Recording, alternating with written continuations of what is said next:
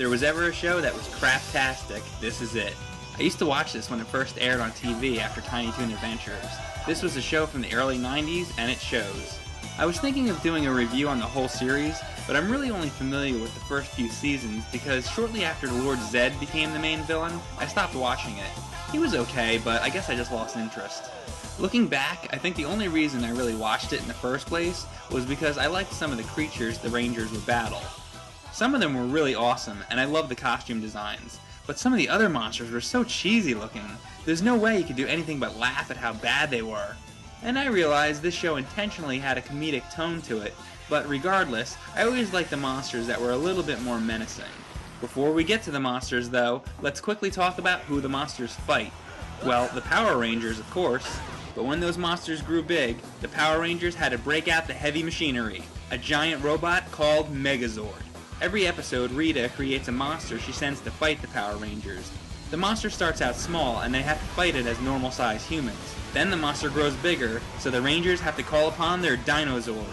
Tyrannosaurus Dinozord power, now! Then they fight in the Zords until the fight escalates, and they have no choice but to transform into Megazord to overcome the enemy. But my question is, why don't they just break out Megazord in the first place, then kill the monster when it's small? And another thing, why doesn't the bad guy attack them halfway through morphing into Megazord?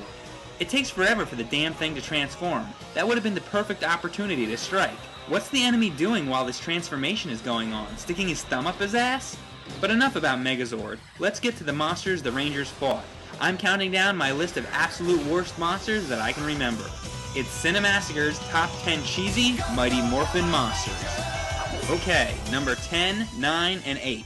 I'm combining these because they were all bad for the same reason. They're all just ordinary animals. A chicken, a fish, and a pig. They thought of these in 2 seconds. We need a villain. How about a cow? Nah.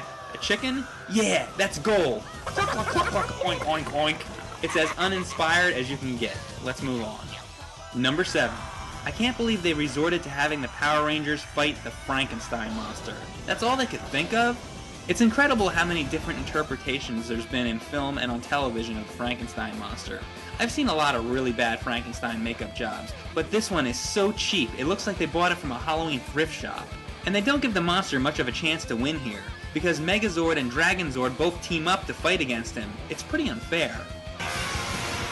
Wow, I never thought I'd live to see the monster shoot atomic breath like Godzilla. That's amazing. But, like I said, it's 2 against 1, and they make short work of him by impaling him through the body with the power staff. Look at how he explodes. I wonder what Boris Karloff would have thought about this. Bad. Number 6. This is Gnarly Gnome.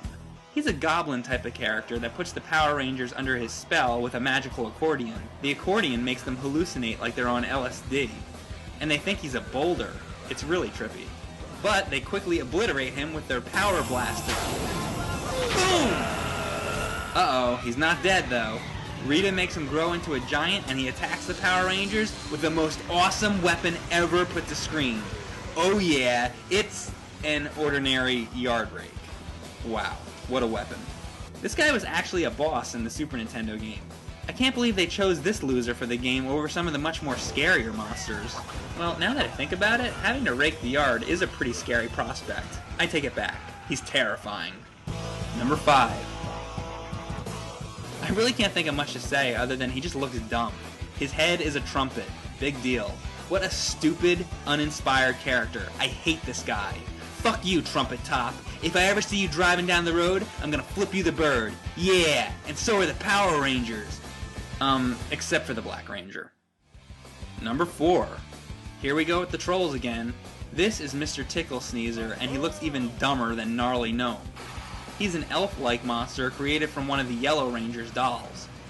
He likes to collect things, and he's tricked by Rita to capture the Power Rangers and put them into bottles. Oh, gotta collect things. Saying he's not scary is an understatement, because he's a complete goofball. Hey, there's a goodie now. A nice one. He comes back in a later episode called Storybook Rangers dressed in a Santa costume, but this time they spray painted his face blue like a Smurf. Gotta love shitty recycled costumes. So yeah, he captures the Rangers and he puts them inside bottles, where they scream like women. It's gonna crush us! Ah! Wow, I think they must have been watching Troll 2 right before they made this. Oh my Number 3. In this episode, the Power Rangers are making angel prints in the snow, which pisses off the snow monster. I'm going to crush you in the snow cones. He spits out a bunch of one-liners that all have to do with the cold. It's time you chilled out. What's the matter? That cold feet? I'm gonna put the freeze on you. It's pretty obvious. This monster must have went to the Arnold Schwarzenegger School of Acting. Let's get some ice. Number 2. This character appears in 2 episodes, Trick or Treat and Zed's Monster Mash. It wasn't a bad idea to have a pumpkin-themed villain, but the way it was executed was just ridiculous. Welcome to my pumpkin patch. Perhaps you'd like to play some catch. You know, when I was a kid, I always found the Headless Horseman somewhat scary, and his head was a pumpkin, but for some reason I can't take this pumpkin-headed buffoon seriously. For one thing, the costume is way too silly, and it doesn't help that he always runs around speaking lame one-liners. Better run fast or you'll feel the blast. Well, his rapping may suck, but hey, don't feel too bad, Pumpkinhead. There's at least one worse rap artist out there. Go ninja, go ninja, go. Go ninja, go ninja, go. Go, go, go, go. And now for the number 1 cheesiest Mighty Morphin monster. While walking along one day, Kimberly, the Pink Ranger, drops her purse and boom! You've got Purse Head. Yeah, Purse Head. That has to be the least threatening thing in the world. A woman's purse. It uses the mirror from a woman's makeup compact as a weapon. Yes, the mirror women use to fix their lipstick to shoot lasers. Now I've seen everything. Oh wait, no I haven't, because next he uses a dental floss laser lasso.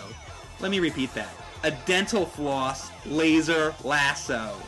So how does the White Ranger get out of this situation? Well, the obvious way. A floating knife with the head of a snow lion shoots a particle beam that knocks away the laser dental floss from the purse-headed death monster. Duh! You know what would have made this purse villain a lot more scary? If it would have killed the Power Rangers by shooting a bunch of tampons at them. Take that, Megazord! Boom!